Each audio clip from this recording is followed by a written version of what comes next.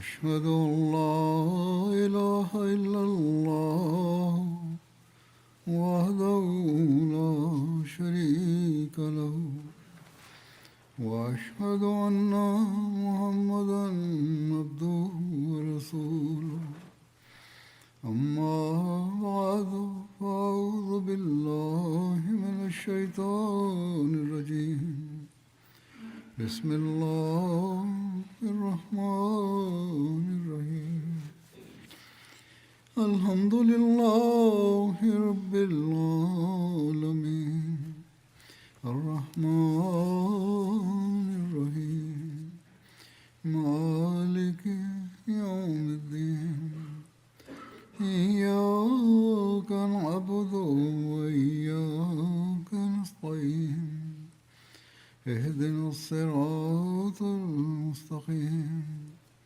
صراط الذين أنعمت عليهم غير المغضوب عليهم ولا الضالين.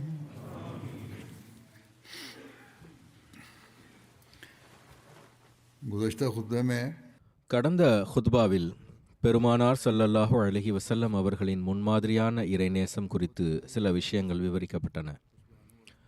இந்த காலத்தில் பெருமானார் ஸல்லல்லாஹு அலைஹி வஸல்லம் அவர்களின் உண்மை நேசரின் அமல் மற்றும் தனது எஜமானரை பின்பற்றுவதிலும் அந்த இறை நேசத்தின் பிரதிபலிப்பு நமக்கு தென்படுகிறது. இத்தகைய உதாரணங்கள் இன்றும் காணப்படுகின்றன. அதாவது அல்லாஹ்வின் அன்பின் உயரிய நிலைகளும் அதன் விளைவாக அன்னார் பெற்ற அல்லாஹ்வின் அருளும் அல்லாஹ்விடம் அவர்கள் கொண்டிருந்த நேசத்தை பிறரும் உணர்ந்து வந்தனர். எவ்வாறு இருப்பினும் எஞ்சிய நிகழ்வுகளை குறிப்பிடுவதற்கு முன்னதாக ஹஜ்ரத் மஸீஹ் மவ்ஊத் அலைஹிஸ்ஸலாம் அவர்கள் தமது சொந்த வார்த்தைகளில் அந்த அன்பை பற்றி குறிப்பிடுவதை நான் கூறுகிறேன். ஒரு இடத்தில் அன்னார் கூறுகிறார்கள், எனது எந்த அமலின் காரணமாக இந்த இறை அருள் எனக்கு கிடைத்தது என்பதை என்னால் விவரிக்க இயலாது. எனது உள்ளத்தில் இயற்கையாகவே இறைவனை நோக்கிய விசுவாசத்துடன் கூடிய ஓர் ஈர்ப்பு இருப்பதை நான் உணர்கிறேன். அதனை எதனாலும் தடுத்து நிறுத்த முடியாது. இது அவனுடைய அருட்கொடையாகும், அல்லாஹ் என் மீது செய்த பேருபகாரமாகும். கடந்த ஹுத்பாவில் நான் குறிப்பிட்டது போன்று தமக்கு கிடைத்த இவை அனைத்தும் இறைவனின் அன்பிற்குரியவரான பெருமானார் ஸல்லல்லாஹு அலைஹி வஸல்லம் அவர்களை முழுமையாக பின்பற்றியதாலும் அவரை நேசித்ததாலும் கிடைத்தவை என்பதை அன்னார் பல இடங்களில் வெளிப்படுத்தியுள்ளார்கள். பின்னர் இதன் விளைவாக அல்லாஹ்வின் அன்பின் கதவுகள் என் மீது திறக்கப்பட்டன. மேலும் அதை பற்றி நான் அறிந்தும் கொண்டேன். பிறகு அல்லாஹ்வின் அருட்களின் மழை என் மீது பொழிந்து கொண்டே இருந்தது என்றார்கள். இதே போன்ற ஒரு நிலையை விவரித்தவாறு ஹஜ்ரத் ஷேக் யாக்கூப் அலி சாஹிப் இர்ஃபானி அவர்கள் ஒரு இடத்தில் எழுதுகிறார்கள்.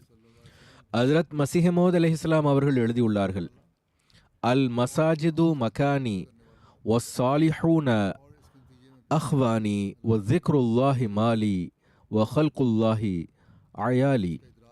அதாவது எனது இடம் பள்ளி வாயிலாகும், மேலும் நல்லடியார்கள் எனது சகோதரர்கள் ஆவார்கள். அல்லாஹுவை நினைவு கூறுவது எனது செல்வமாகும், அவனது படைப்பினம் எனது குடும்பமாகும். அதாவது இவை அனைத்தும் அல்லாஹுவை சுற்றியே சுழல்கின்றன என்பதை அன்னார் கூறினார்கள்.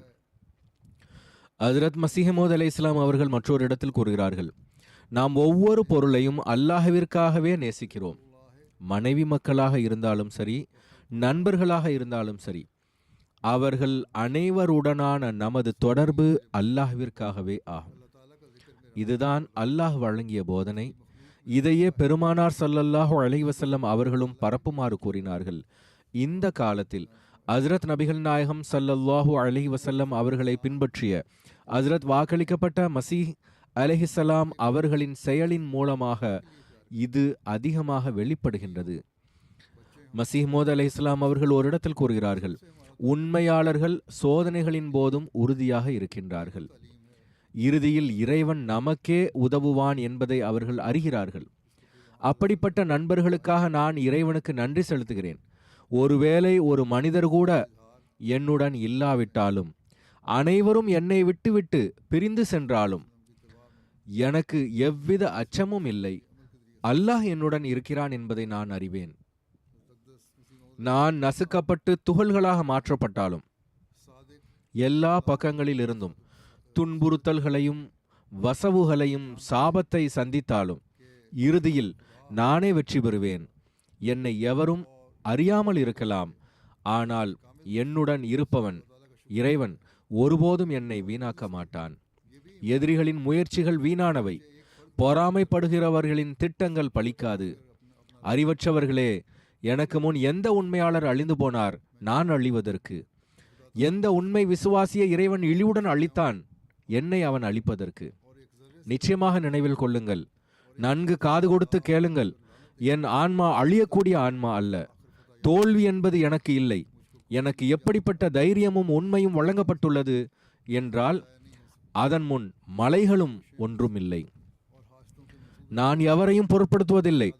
நான் தனிமையில் இருந்தேன், மேலும் தனிமையில் இருந்ததில் நான் முறையிட்டதும் இல்லை. இறைவன் என்னை விட்டுவிடுவானா? அவன் ஒருபோதும் என்னை கைவிட மாட்டான். அவன் என்னை வீணாக்கி விடுவானா என்ன? ஒருபோதும் வீணாக்க மாட்டான். எதிரிகள் அவமானப்படுவார்கள், பொறாமைப்படுவார்கள், தலைகுனிவார்கள்.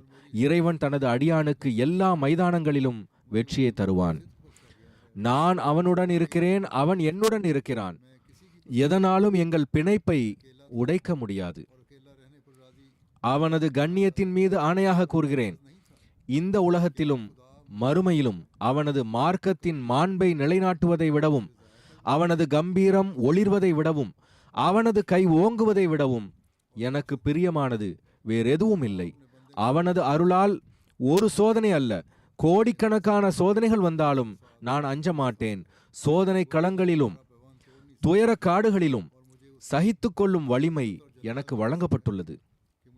ஒரு பாரசீக கவிதையில் அன்னார் கூறுகிறார்கள், அதன் பொருள், போர்க்களத்தில் என் முதுகை பார்க்க மாட்டீர்கள், என் தலை மண்ணிலும் இரத்தத்திற்கு நடுவிலும் கிடப்பதை காண்பீர்கள்.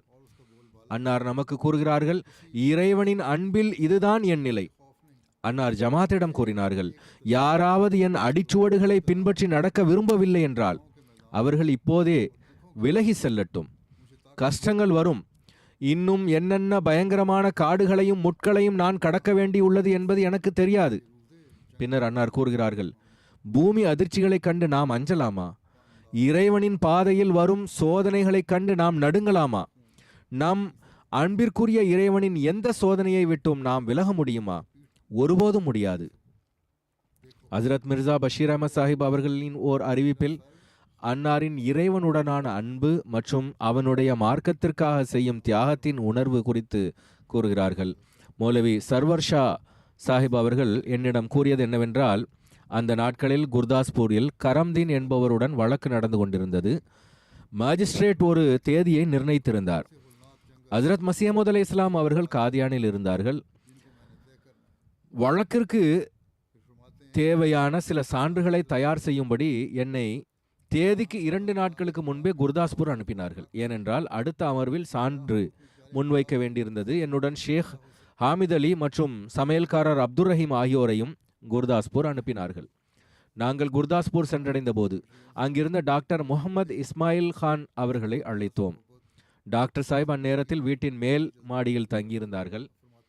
எங்களது குரலை கேட்டவுடன் டாக்டர் சாஹிப் அழ ஆரம்பித்து விட்டார். நாங்கள் பலமுறை குரல் கொடுத்தோம், ஆனால் அவர் அதுபோல் அழுது கொண்டே இருந்தார். சிறிது நேரத்திற்கு பிறகு அவர் தனது கண்களை துடைத்து கொண்டே கீழே வந்தார்.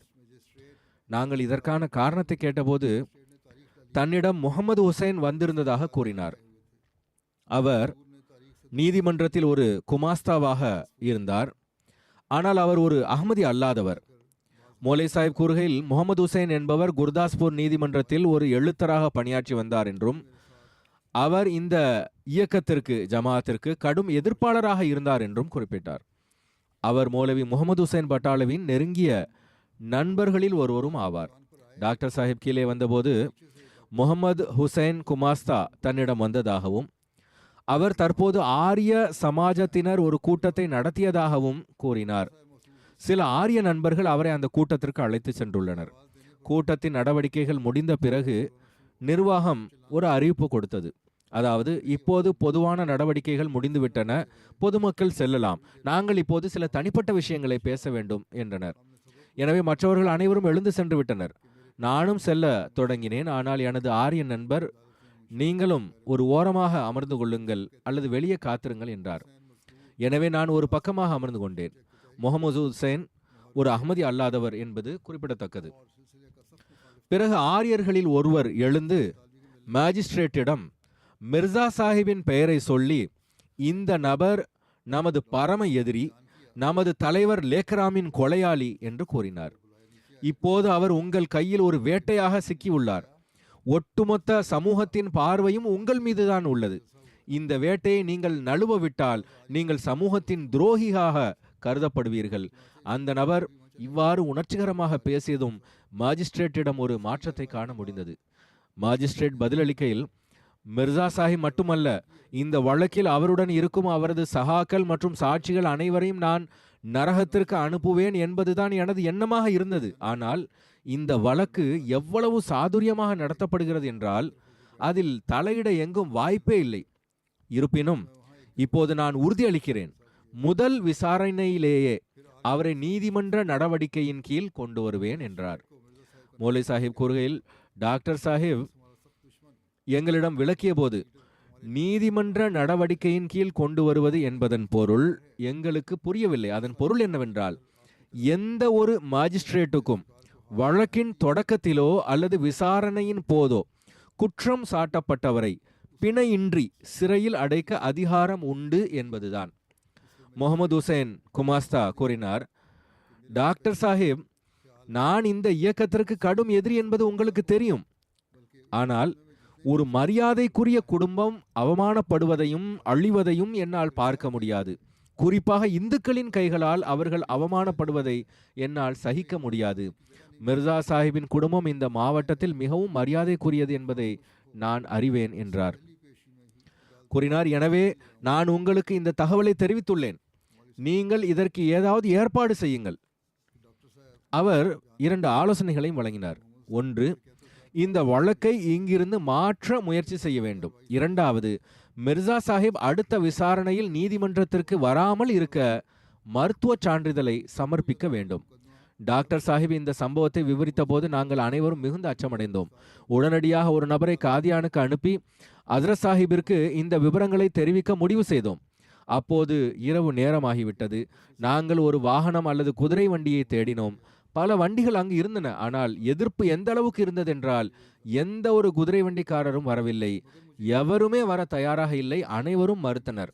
4 மடங்கு அதிக வாடகை தருவதாக கூறியும் எந்த சவாரியும் வர முன் வரவில்லை. இறுதியாக ஷேக் ஹாமித் அலி, அப்துல் ரஹீம் சமையல்காரர் மற்றும் 3வது நபர் ஆகியோர் கால்நடையாக புறப்பட்டனர். அவர்கள் காதியான் சென்றடைந்த போது அதிகாலை தொழுகைக்கான நேரம். ஹஜ்ரத் மஸீஹ் மவ்ஊத் அலைஹிஸ்ஸலாம் அவர்களிடம் மிகவும் சுருக்கமாக கூறினோம், உசூர் அலைஹிஸ்ஸலாம் எவ்வித பதற்றமும் இன்றி, நாம் பட்டாலா செல்வோம். அங்கு ஹாஜா சாஹிப் மற்றும் மௌலவி முகமது அலி சாஹிப் ஆகியோர் லாகூரிலிருந்து திரும்பி வரும்போது நம்மை சந்திப்பார்கள் என்றார்கள். ஹஜ்ரத் மஸீஹ் மவ்ஊத் அலைஹிஸ்ஸலாம் அவர்கள் கூறினார்கள், அவர்கள் லாகூரிலிருந்து வருகிறார்கள். ஹாஜா சாஹிபும் மௌலவி முகமது அலி சாஹிபும் அங்கே சந்திப்பார்கள். அவர்களிடத்தில் நாம் இதை கூறுவோம். வழக்கை மாற்றம் செய்வதற்கான முயற்சி என்னவானது என்பது தொடர்பாக அங்கு நமக்கு தெரிய வரும் என்றார்கள்.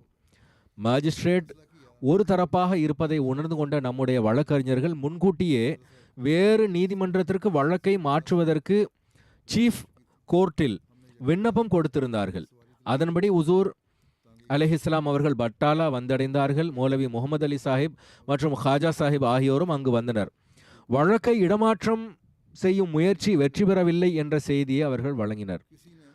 தலைமை நீதிமன்றத்தில் தாக்கல் செய்யப்பட்ட மனுவும் நிராகரிக்கப்பட்டது. பின்னர் ஹஜ்ரத் சாஹிப் குர்தாஸ்பூர் வந்தடைந்தார்கள். வழியில் ஹாஜா சாஹிப் மற்றும் மௌலை சாஹிப் ஆகியோருக்கு இந்த சம்பவத்தை பற்றி எந்த தகவலும் தெரிவிக்கப்படவில்லை. குர்தாஸ்பூரில் எங்கு அன்னார் தங்க வேண்டியிருந்ததோ வழக்கம் போல் தனி அறையில் ஹஜ்ரத் மஸீஹ் மவ்ஊத் அலைஹிஸ்ஸலாம் அவர்கள் கட்டிலுக்கு சென்று படுத்தார்கள். மௌலை சாஹிப் கூறுகையில், அந்த நேரத்தில் எங்கள் உடல் சிலிர்த்தது. இனி என்ன நடக்கும் என்று கவலையாக இருந்தது. மேஜிஸ்ட்ரேட் ஒரு பெரிய வாக்குறுதி அளித்திருந்தார். சிறிது நேரம் கழித்து ஹுசூர் என்னை அழைத்தார்கள். நான் உள்ளே சென்றபோது ஹஜ்ரத் சாஹிப் தனது 2 கைகளையும் தலைக்கு அடியில் வைத்துக்கொண்டு மல்லாக்காக படுத்திருந்தார்கள். நான் சென்றதும் அன்னார் ஒரு கழித்து படுத்து தனது உள்ளங்கையை தலையில் முட்டு கொடுத்து கொண்டு என்னிடம் கூறினார்கள், என்ன நடந்தது என்று நான் முழுமையாக கேட்க உங்களை அழைத்துள்ளேன். அந்த நேரத்தில் அறையில் வேறு யாரும் இல்லை. ஷாதி கான் சாஹிப் மட்டும் வாசலில் நின்று கொண்டிருந்தார். நான் முழு சம்பவத்தையும் எடுத்துரைத்தேன். எவ்வாறு நாங்கள் இங்கு வந்தோம், டாக்டர் இஸ்மாயில் கான் சாஹிப் அவர்கள் அழுவதை கண்டோம். பிறகு டாக்டர் சாஹிப் முன்ஷி முகமது ஹுசைன் அவர்கள் வந்த சம்பவத்தை எடுத்துரைத்தார்கள். பிறகு முகமது ஹுசைன் கூறிய சம்பவத்தை கூறினேன். உசூர் அலைஹிஸ்ஸலாம் அமைதியாக கேட்டுக்கொண்டிருந்தார்கள். எப்போது நான் வேட்டை என் கையில் இருக்கிறது என்று அவர் சொன்ன வாசகத்தை கூறினேனோ அப்போது ஹஸ்ரத் சாஹிப் திடீரென எழுந்து அமர்ந்தார்கள். அவர்களின் கண்கள் பிரகாசமடைந்தன, முகம் சிவந்தது. அன்னார் கூறினார்கள், நானா வேட்டையா? நான் வேட்டை அல்ல, நான் சிங்கமாவேன், அதுவும் இறைவனின் சிங்கம். இறைவனின் சிங்கத்தின் மீது யாராவது கை வைக்க முடியுமா? அப்படி செய்துத்தான் பார்க்கட்டுமே. இந்த வார்த்தைகளை கூறும்போது உசூர் அலைஹிஸ்ஸலாம் அவர்களின் குரல் மிகவும் சத்தமாக ஒலித்தது. அறையின் வெளியே இருந்தவர்களும் திடுக்கிட்டு வியப்புடன் அறையை நோக்கி திரும்பினர். உசூர் பலமுறை இறைவனின் சிங்கம் என்ற வார்த்தைகளை மீண்டும் மீண்டும் கூறினார்கள். எப்போதும் தாழ்ந்தும் பாதி மூடிய நிலையில் இருக்கும் அன்னாரின் கண்கள் அன்று சிங்கத்தின் கண்களைப் போல் அகல விரிந்து கனலாக தகித்தன.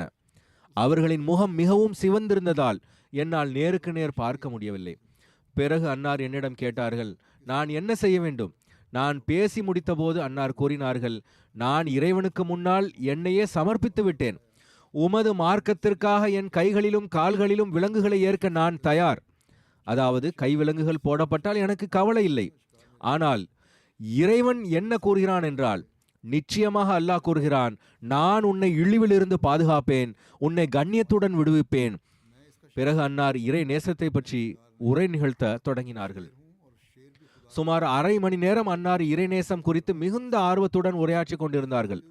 அல்லாஹ்வுடனான அன்பு மற்றும் நேசத்தில் தியாகம் தொடர்பாக கொண்டிருந்த பார்வை வியக்கத்தக்கது. அல்லாஹ்வின் மீது அன்னாருக்கு எந்த அளவுக்கு நம்பிக்கை இருந்தது, இந்த நம்பிக்கையே இறை நேசத்தின் விளைவாகும். மேலும் நான் அல்லாஹ்வை நேசிக்கின்றேன், மேலும் அவனுக்காக எல்லா வகையான தியாகங்களுக்கும் தயாராக இருக்கின்றேன், எனவே அவனும் என்னை வீணாக்கிவிட மாட்டான் என்கின்ற உறுதியான நம்பிக்கை அவர்களுக்கு இருந்தது. இதே போன்ற ஒரு வரலாற்று நிகழ்வு வருகிறது. ஒரு முறை லேக்ராம் கொலை செய்யப்பட்ட சந்தேகத்தின் பேரில் காவல்துறை கண்காணிப்பாளர் லேமோர்சந்த் தனது படையினருடன் திடீரென காதியானுக்கு வந்தார். இதை கேள்விப்பட்ட ஹசரத் மீர் நாசிர் நவாப் சாஹிப் மிகுந்த பதற்றத்துடன் ஹசரத் மசீமோத் அலைஹிஸ்ஸலாம் அவர்களிடம் ஓடி வந்து, கண்காணிப்பாளர் கைது வாரண்டுடன் வந்து கொண்டிருக்கிறார் என்று நடுங்கிய குரலில் கூறினார்கள். அந்த நேரத்தில் அன்னார் தனது நூருல் குர்ஆன் என்ற நூலை எழுதி கொண்டிருந்தார்கள். அன்னார் அமைதியாக தலையை நிமிர்த்து புன்னகையுடன் கூறினார்கள், மீர் சாஹிப், மக்கள் மகிழ்ச்சியின் போது தங்கம் மற்றும் வெள்ளி காப்புகளை அணுகிறார்கள். நாம் அல்லாஹ்வின் பாதையில் இரும்பு காப்புகளை, அதாவது கைவிலங்குகளை அணிந்து கொள்வோம் என்று நினைத்துக் கொள்ளுங்கள். சிறிது நேர அமைதிக்கு பிறகு அன்னார் மேலும் கூறினார்கள், ஆனால் அப்படி நடக்காது. ஏனென்றால் அல்லாஹ்விற்கு சில திட்டங்கள் உள்ளன. அவன் தனது பிரதிநிதிகளையும் தூதர்களையும் ஒருபோதும் அவமானப்படுத்துவதில்லை. உண்மையிலேயே அப்படியே நடந்தது. அவர்களுக்கு வெற்றி கிடைக்கவில்லை. இதேபோல் மௌலவி அப்துல் கரீம் சாஹிப் சியால்கோட்டி அவர்கள் எழுதியுள்ளார்கள். அன்னார் ஒருமுறை ஜலந்தரில் கூறினார்கள், சோதனை காலங்களில் நமது ஜமாத்தின் சில பலவீனமான உள்ளம் கொண்டவர்கள் பற்றி கவலை ஏற்படுகிறது. அன்னாரின் மீதும் அன்னாரின் ஜமாத் மீதும் வழக்குகள் வருகின்றன, எதிர்ப்புகள் ஏற்படுகின்றன. அதுபோன்ற தருணத்தில் அன்னார் கூறினார்கள், நமக்கு நமது ஜமாத்தின் சில பலகீனமான உள்ளங்களை கொண்டவர்கள் தொடர்பாக அச்சம் ஏற்படுகிறது. சில பலகீனமான ஈமான் உடையவர்கள் தொடர்பாக கவலை ஏற்படுகிறது. பிறகு அன்னார் கூறினார்கள், எனது நிலை என்னவென்றால், நீ நிராகரிக்கப்பட்டு விட்டாய், மேலும் உனது எந்த நோக்கத்தையும் நாம் பூர்த்தி செய்ய மாட்டோம் என்று தெளிவாக ஓசை வந்தாலும் இறைவன் மீது ஆணையாக இறைவன் மீதான அன்பு மற்றும் நேசம் மற்றும் மார்க்க தொண்டில் எந்த குறையும் ஏற்படாது. அப்பொழுதும் நான் அல்லாஹ்வை கைவிட மாட்டேன். நேசம் குறையாது, ஏனென்றால் நான் அவனை கண்டுவிட்டேன். எனக்கு அல்லாஹ்வின் மீது முழுமையான நம்பிக்கை இருக்கின்றது.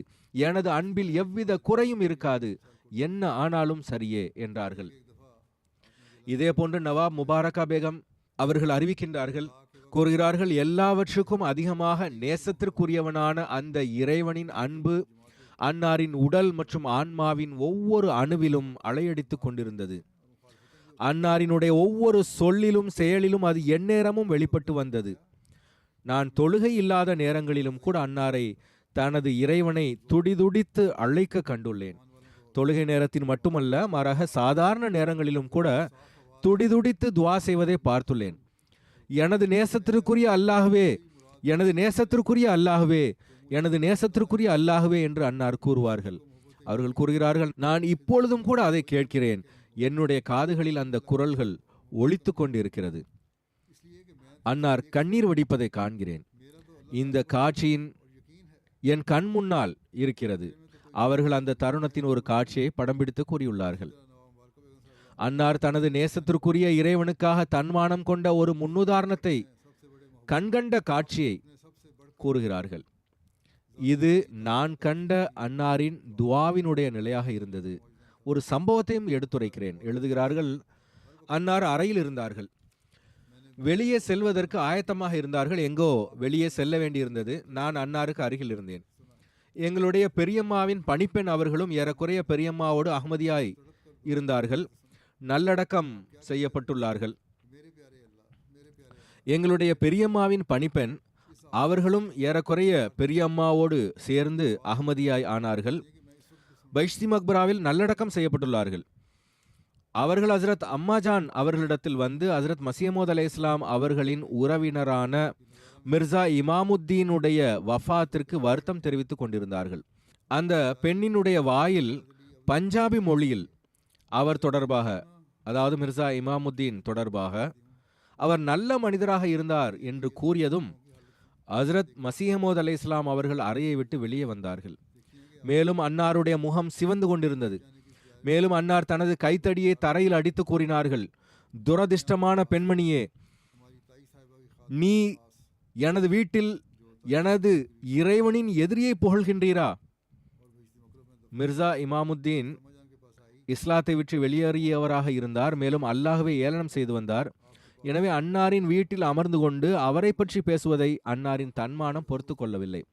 நவாப் முபாரகா பேகம் சாஹிபா எழுதுகிறார்கள், அன்னாரின் குரலில் எப்படிப்பட்ட ஒரு கம்பீரம் இருந்ததென்றால் அந்த பெண் உடனடியாக அங்கிருந்து ஓடி சென்று விட்டார். மிர்சா இமாமுத்தீன் சாஹிப் நாத்திகராக இருந்தார். அன்னாரினுடைய வீட்டில் ஒரு நாத்திகரின் புகழ் பேசப்படுவதை அவர்களால் எவ்வாறு சகித்து கொள்ள முடியும்? அன்னார் தனது எஜமானர் ஹசரத் முஹம்மது ரசூலுல்லா ஸல்லல்லாஹு அலைஹி வஸல்லம் அவர்களை பின்பற்றியவாறு தனது குழந்தை பருவம் மற்றும் இளவை பருவத்திலிருந்தே இறை நேசத்தில் தனது நேரத்தை செலவிட்டு வந்தார்கள். ஒரு அறிவிப்பில் ஹசரத் மிர்சா பஷீர் அஹமத் சாஹிப் அவர்கள் எழுதுகிறார்கள், ஒரு சீக்கிய நிலப்பிரபு, அவர் வாக்களிக்கப்பட்ட மசி அலை இஸ்லாம் அவர்களினுடைய தந்தையார் தரப்பிலிருந்து மசீமோத் அலை இஸ்லாம் அவர்களிடத்தில் பணி தொடர்பான ஒரு தூது செய்தியை கொண்டு வந்தார் கூறுகிறார். ஒரு முறை ஒரு பெரிய அதிகாரி ஹஜ்ரத் மசீமோத் அலை இஸ்லாம் அவர்களின் தந்தையிடம் கேட்டார், உங்களுக்கு ஒரு இளைய மகன் இருப்பதாக கேள்விப்பட்டுள்ளேன், ஆனால் நான் அவரை பார்த்ததே இல்லையே என்றார். மசீமோத் அலை இஸ்லாம் அவர்களின் தந்தை புன்னகைத்து கொண்டே கூறினார்கள், ஆம், எனக்கு ஒரு இளைய மகன் இருக்கின்றான், ஆனால் அவர் ஒரு புதிய மணப்பெண்ணை போல் எப்போதும் மறைந்தே இருப்பார். நீங்கள் அவரை பார்க்க விரும்பினால் மசூதியின் ஏதேனும் ஒரு மூலையில் தேடுங்கள். மேராஜுத்தீன் உமர் சாஹிப் இந்த அறிவிப்பை மேலும் விளக்கமாக எழுதியுள்ளார்கள். அன்னாரின் தந்தை கூறினார்கள், ஹஜ்ரத் மசீமோத் அலை இஸ்லாம் அவர்களின் தந்தை கூறினார்கள், நீங்கள் பள்ளிவாயிலுக்கு சென்று உலு செய்யும் இடத்திற்கு அருகில் அவரை தேடுங்கள். அங்கு கிடைக்கவில்லை என்றால் ஏமாற்றமடைந்து திரும்பி விடாதீர்கள். பள்ளியின் உட்புறம் சென்று ஏதேனும் மூலையில் தேடுங்கள். அங்கேயும் இல்லை என்றால் மனம் தளர வேண்டாம். அங்கு சுருட்டி வைக்கப்பட்டிருக்கக்கூடிய ஏதேனும் பாயில் பாருங்கள். ஏனென்றால் அவர் உயிரோடு இருக்கும் போதே மரணித்தவராவார். ஏனென்றால் அல்லாஹ்வில் மீது மாய்வதில் அவருடைய நிலை எந்த அளவுக்கு ஆகிவிட்டது என்றால், எவரேனும் அவரை பாயில் வைத்து அவ்வாறே சுருட்டினாலும் அவர் எந்த அசைவையும் வெளிப்படுத்த மாட்டார், அவருக்கு அது தெரியாது என்றார்கள். இதே போன்று மிர்சா பஷீர் அஹமத் சாஹிப் மற்றொரு சம்பவத்தை கூறுகின்றார்கள். எழுதுகிறார்கள், ஹாஜி அப்துல் மஜீத் லூதியானவி கூறுகிறார்கள், ஒருமுறை உசூர் அலை இஸ்லாம் அவர்கள் லூதியானாவில் இருந்தபோது எனது வீட்டின் அருகே ஒரு வேப்பமரம் இருந்தது. மழைக்காலம் என்பதால் அதன் இலைகள் மிகவும் பசுமையாகவும் அழகாகவும் இருந்தன. ஹஜ்ரத் சாஹிப் அவர்கள் என்னிடம், ஹாஜி சாஹிப், இந்த மரத்தின் இலைகளை பாருங்கள், இவை எவ்வளவு அழகாக இருக்கின்றன என்று கூறினார்கள். ஹாஜி சாஹிப் கூறுகிறார், நான் பார்த்தபோது உசூர் அவர்களின் கண்கள் கண்ணீரால் நிறைந்திருந்தன. அல்லாஹ்வின் வல்லமையையும் அவனது அன்பும் நினைவுக்கு வந்துவிட்டது. அதன் காரணமாக அன்னாரின் கண்களில் கண்ணீர் வந்தது. ஹஜ்ரத் முஸ்லிம் மௌத் ரலியல்லாஹு அன்ஹு அவர்கள் கூறுகிறார்கள், இங்கே ஒரு நபர் இருந்தார். அவர் பின்னர் மிகவும் அர்ப்பணமான ஒரு அஹ்மதியாக மாறினார். ஹஜ்ரத் மஸீஹ் மவ்ஊத் அலைஹிஸ்ஸலாம் அவர்களுக்கு அந்த நபரோடு தொடர்பு இருந்தது. ஆனால் அஹ்மதி ஆவதற்கு முன்பு ஹஜ்ரத் சாஹிப் அவர்கள் அந்த நபர் மீது 20 ஆண்டுகளாக கோபமுற்றிருந்தார்கள்.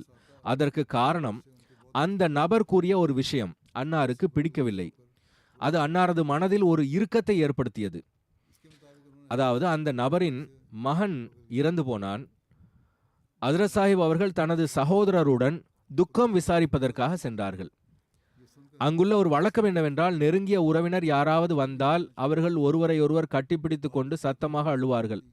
அந்த வழக்கத்தின்படி ஹஜ்ரத் சாஹிப்பின் மூத்த சகோதரரை அந்த நபர் கட்டிப்பிடித்து கொண்டு அழுதபடி, அல்லாஹ் என் மீது பெரும் அநீதி இழைத்து விட்டான் என்று கூறினார். இதை கேட்டவுடன் ஹஜ்ரத் மஸீஹ் மவ்ஊத் அலைஹிஸ்ஸலாம் அவர்களுக்கு அந்த நபர் மீது மிகுந்த வெறுப்பு ஏற்பட்டது. அவர்களின் முகத்தை கூட பார்க்க விரும்பவில்லை. பிற்காலத்தில் அல்லாஹ் அவருக்கு நல்வழி காட்டினான். அவர் அத்தகைய அறியாமையிலிருந்து விடுபட்டார். இதேபோல் ஹஜ்ரத் மிர்சா பஷீர் அஹமத் சாஹிப் மற்றொரு சம்பவத்தை குறிப்பிடுகிறார்கள். கபூர்தலாவை சேர்ந்த முன்ஷி ஜஃபர் அஹ்மத் சாஹிப் அவர்கள் எனக்கு எழுத்து மூலம் தெரிவித்ததாவது, ஹஜ்ரத் மஸீஹ் மவ்ஊத் அலைஹிஸ்ஸலாம் அவர்களுக்கு ஒருமுறை கடுமையான தலைவலி ஏற்பட்டது. ஒரு மருத்துவர் இந்த நோயை குணப்படுத்துவதில் வல்லவர் என்று கேள்விப்பட்டு அவருக்கு பயணம் மற்றும் இதர செலவுகளுக்காக பணம் அனுப்பி வெகு தொலைவில் இருந்து அவர் வரவழைக்கப்பட்டார். அவர் அன்னாரை பார்த்துவிட்டு, 2 நாட்களில் உங்களை குணப்படுத்தி விடுவேன் என்று கூறினார். இதை கேட்டவுடன் ஹஜ்ரத் சாஹிப் அவர்கள் உள்ளே சென்று ஹஜ்ரத் மௌலவி நூருதீன் சாஹிபுக்கு ஒரு துண்டு சீட்டு எழுதி அனுப்பினார்கள். அதில், இந்த நபரிடம் நான் சிகிச்சை பெற விரும்பவில்லை, இவர் இறைத்தன்மைக்கு உரிமை கோருகிறார், அதாவது தான் குணப்படுத்துவதாக கூறுகிறார், இவருக்கு திரும்பச் செல்வதற்கான பயணச் செலவு மற்றும் கூடுதலாக 25 ரூபாயை கொடுத்து அனுப்பிவிடுங்கள் என்று எழுதினார்கள். அவ்வாறு செய்யப்பட்டது. ஹஜ்ரத் சாஹிப் அவர்கள் கூறினார்கள், நான் குணப்படுத்துவேன் என்று அவர் கூறுகிறார், ஆனால் அல்லாஹ்வை தவிர குணப்படுத்துபவர் வேறு யாரும் இல்லை. உண்மையான குணம் அளிப்பவன் அல்லாஹ் மட்டுமே ஆவான். இதேபோல் ஹஜ்ரத் மிர்சா பஷீர் அஹமத் சாஹிப் முன்ஷி ஜஃபர் அஹமத் சாஹிப் கபூர் தல்வி அவர்கள் கூறிய மற்றொரு சம்பவத்தை குறிப்பிடுகிறார்கள். மர்ஹூம் சௌத்ரி ருஸ்தம் அலி கான் சாஹிப், இவர் ரயில்வே ஆய்வாளராக இருந்தார். அவருக்கு மாதம் 150 ரூபாய் சம்பளம். அவர் ஜமாத்தின் மிகவும் நேர்மையான மற்றும் அர்ப்பணிப்புள்ள உறுப்பினராக இருந்தார். அவர் தனது செலவிற்காக 20 ரூபாயை மட்டும் தன்னிடம் வைத்துக்கொண்டு மீதமுள்ள சம்பளம் முழுவதையும் ஹஜ்ரத் சாஹிப்பிடம் அனுப்பிவிடுவார். அவருக்கு ஒரே ஒரு மகன் மட்டுமே இருந்தான். அவன் நோய்வாய்ப்பட்ட போது அவர் அவனை காதியானுக்கு அழைத்து தனது மனைவியுடன் ஹஜ்ரத் மஸீஹ் மவ்ஊத் அலைஹிஸ்ஸலாம் அவர்களின் வீட்டில் தங்கினார். ஒரு நாள் ஹஜ்ரத் மஸீஹ் மவ்ஊத் அலைஹிஸ்ஸலாம் அவர்கள் கூறினார்கள், நேற்றிரவு ஒரு கனவில் யாரோ இறைவனை திட்டுவதை கண்டேன், அது எனக்கு மிகுந்த வருத்தத்தை அளித்தது என்று கூறினார்கள். ஹஜ்ரத் மஸீஹ் மவ்ஊத் அலைஹிஸ்ஸலாம் அவர்கள் இந்த கனவை கூறிய மறுநாளே சௌத்ரி சாஹிப்பின் மகன் இறந்து விட்டான். ஒரே மகன் என்பதால் அவனுடைய தாய் மிகுந்த வேதனையில் அழுதபடி, அநியாயக்காரனே, என் மீது இவ்வளவு பெரிய அநீதியை இழைத்து விட்டாயே என்று அல்லாஹ்வை நோக்கி கூறினாள். இதை ஹஜ்ரத் மஸீஹ் மவ்ஊத் அலைஹிஸ்ஸலாம் அவர்கள் கேட்டுவிட்டார்கள். உடனே அவர்கள் வெளியே வந்து மிகுந்த ஆவேசத்துடன், இப்போதே இந்த பெண்ணை எனது வீட்டை விட்டு வெளியேற்றுங்கள் என்று கூறினார்கள். டாக்டர் மீர் முகமது இஸ்மாயில் சாஹிப்பின் தாயார் மிகவும் புத்திசாலி பெண்மணி. அவர் சௌத்ரி சாஹிப்பின் மனைவிக்கு புரிய வைத்தார்கள். மேலும் ஹஜ்ரத் சாஹிப் மிகவும் கோபமாக இருக்கிறார்கள் என்று கூறினார்கள். அந்த பெண் பாவ மன்னிப்பு கோரினார். பிறகு மன்னிப்பும் கேட்டார். நான் இனி அளவும் மாட்டேன் என்று கூறினார். மீர் சாஹிப் அவர்களினுடைய தாயார் ஹஜ்ரத் மஸீஹ் மவ்ஊத் அலைஹிஸ்ஸலாம் அவர்களிடம் வந்து, இப்பொழுது நீங்கள் அவர்களை மன்னித்து விடுங்கள் என்று கேட்டுக்கொண்டார்கள். அந்த பெண்மணி பாவ மன்னிப்பு கோருகிறாள், அவள் அழுகையும் நிறுத்திவிட்டாள் என்று கூறினார்கள். அப்பொழுது ஹஜ்ரத் மஸீஹ் மவ்ஊத் அலைஹிஸ்ஸலாம் அவர்கள், சரி, அவர் இருக்கட்டும், அந்த சிறுவனின் இறுதிச் சடங்குக்கான ஏற்பாடுகளை செய்யுங்கள் என்று கூறினார்கள்.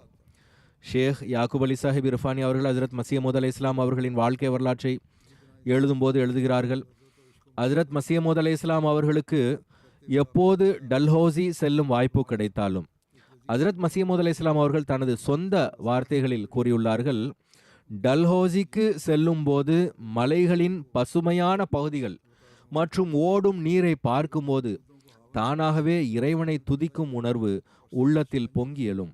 இறை வணக்கத்தில் ஒரு தனி இன்பம் கிடைக்கும். தனிமைக்கு அங்கு நல்ல வாய்ப்பு கிடைப்பதை கண்டுள்ளேன். இதேபோல் இன்பம் மற்றும் இறை நேசம் பற்றி குறிப்பிடும்போது ஒரு இடத்தில் அன்னார் கூறியுள்ளார்கள், இறை சந்திப்பின் மூலம் வளர்ந்த இன்பமிகு இறை நேசமானது அவர்களின் உள்ளத்தில் வைக்கப்படுகின்றது.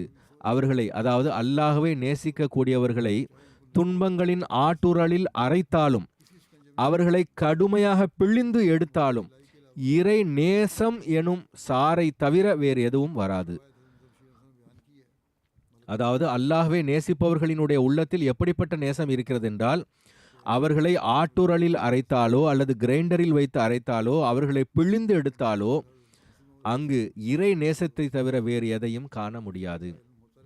மௌலா பக்ஷ் சாஹிப் கூறிய ஒரு சம்பவத்தை அறிவிக்கின்றார்கள். சாஹிப்ஜாதா மிர்சா முபாரக் அஹமத் சாஹிப் ரஹிமவுல்லா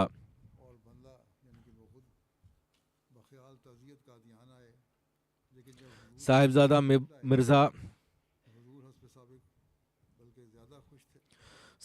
மிர்சா முபாரக் அஹமத் சாஹிப் அவர்கள் நோய்வாய்ப்பட்டிருந்த போது அவர் தொடர்பாக ஹஜ்ரத் மசீஹ் மவ்ஊத் அலைஹிஸ்ஸலாம் அவர்களுக்கு மிகுந்த கவலை இருந்தது.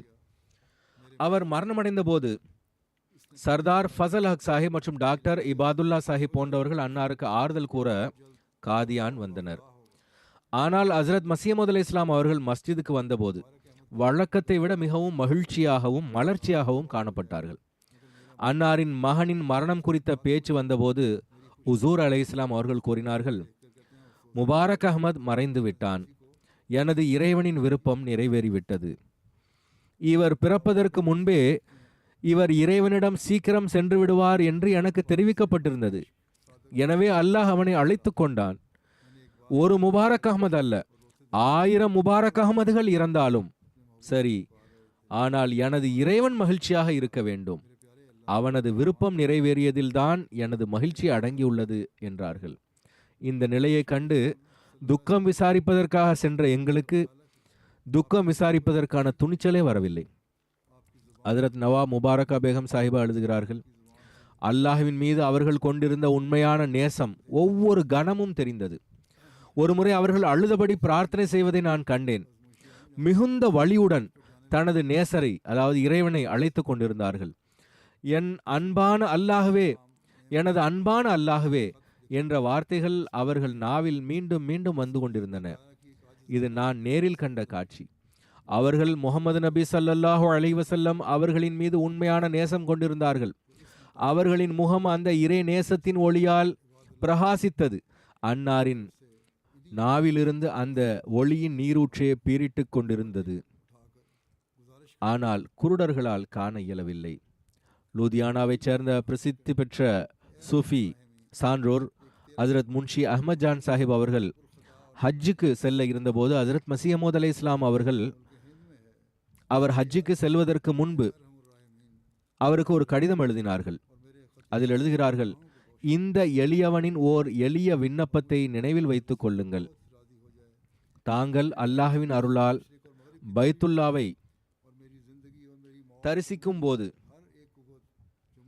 அந்த புனிதமான புகழத்தக்க இடத்தில் இந்த எளிய அடியானின் சார்பாக இந்த சொற்களில் பணிவுடன் பிரார்த்தியுங்கள். ஹுசூர் அலைஹிஸ்ஸலாம் எழுதுகிறார்கள், கருணையாளர்களுக்கெல்லாம் கருணையாளனே, உமது ஓர் அடியான், குற்றம் செய்தவனும் தகுதியற்றவனுமான குலாம் அஹ்மத் இந்திய நிலப்பரப்பில் வசிக்கிறான். அவனது கோரிக்கை என்னவென்றால், கருணையாளர்களுக்கெல்லாம் பெரும் கருணையாளனே, என் மீது நீ திருப்தி அடைவாயாக, என் தவறுகளையும் பாவங்களையும் மன்னிப்பாயாக. நீ மன்னிப்பவனாகவும் நிகரற்ற அன்புடையவனாகவும் இருக்கின்றாய். நீ திருப்தி கொள்ளத்தக்கவற்றை என்னை செய்யவை. எனக்கும் என்னுடைய ஆத்மாவிற்கும் கிழக்கு மற்றும் மேற்கிற்கும் இடையே உள்ள தூரத்தை ஏற்படுத்துவீராக. எனது வாழ்வு மற்றும் மரணமும் எனக்கு கொடுக்கப்பட்டிருக்கும் ஒவ்வொரு ஆற்றலும் உமது வழியிலேயே செலவிடப்படட்டும்.